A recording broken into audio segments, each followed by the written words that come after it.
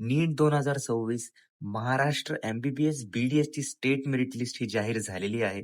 तर या मेरिट लिस्टनुसार आपला जो एमबीबीएसचा कट ऑफ असेल तो काय असेल हे आपण सविस्तरपणे या व्हिडिओमध्ये डिस्कस करणार आहे. तर व्हिडिओ शेवटपर्यंत नक्की बघा. व्हिडिओ आवडल्यास व्हिडिओला लाईक आणि चॅनलला सबस्क्राईब करा.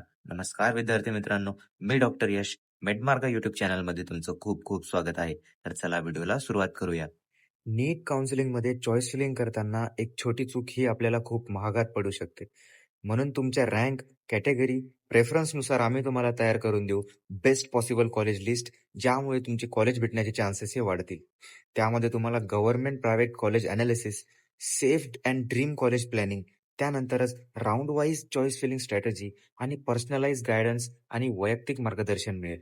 त्यामुळे तुम्हाला जर का आमचा चॉईस फिलिंग प्रोग्राम जॉईन करायचा असेल तर खालील दिलेल्या नंबरवर संपर्क करा आणि आमच्यासोबत जॉईन व्हा.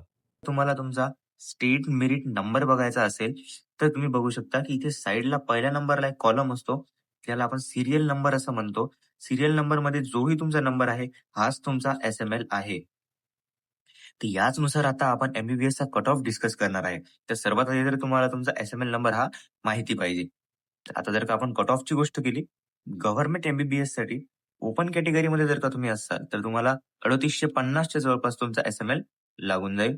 ओबीसी कॅटेगरीसाठी तुम्हाला 3950च्या जवळपास, SC कॅटेगरीसाठी तुम्हाला 13200च्या जवळपास, ST कॅटेगरीसाठी 24,000च्या जवळपास तुम्हाला SML पाहिजे.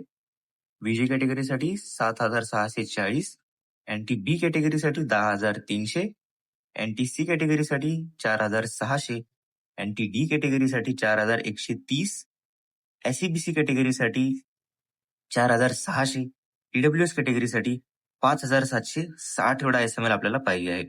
हा जोही SML आहे हा लास्ट इयरच्या SML लिस्टवरून आपण कॅल्क्युलेट केलेला आहे. यामध्ये थोडाफार बदल होऊ शकतो.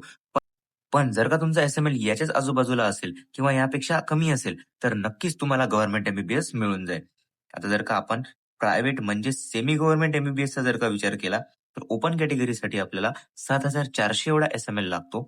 ओबीसी कॅटेगरीसाठी सुद्धा आपल्याला 7,400च्या जवळपास आपला SML लागतो. SC कॅटेगरीसाठी 14,490च्या जवळपास आपल्याला SML लागतो.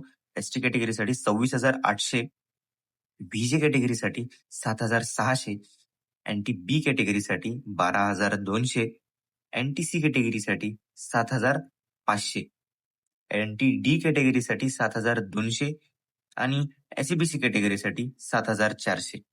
या SML ची जवळपास जर का तुमचा स्टेट मेरिट नंबर असेल तर तुम्हाला 100% प्रायव्हेट एमबीबीएसची सीट म्हणजेच सेमी गव्हर्नमेंट एमबीबीएसची सीट मिळून जाईल. तर विद्यार्थी मित्रांनो, या व्हिडिओमध्ये तर एवढंच. भेटूया पुढच्या व्हिडिओमध्ये. तोपर्यंत जय हिंद, जय महाराष्ट्र. मेडमार्ग तुमच्या सेवेत. सर्वांना हा एकच प्रश्न पडतो की माझ्या मार्क्सवर मला कोणते कॉलेज मिळेल. याचसाठी आम्ही सुरू केलेला आहे आमचा पेड काउन्सिलिंग प्रोग्राम. यामध्ये तुम्हाला नीट काउन्सिलिंगचे सर्व अपडेट्स, व्हॉट्सअप सपोर्ट आणि MBBS, BAMS, BHMS, BDS, physiotherapy या सर्व कोर्सेससाठी वैयक्तिक मार्गदर्शन मिळेल. तुमच्या मार्क्स, कॅटेगरी आणि बजेटनुसार तुम्हाला सर्वोत्तम कॉलेज कोणते असेल, सोबतच जॉईन झाल्यापासून तर तुमच्या कॉलेजच्या पहिल्या दिवसापर्यंत आम्ही तुमच्या सोबत असू.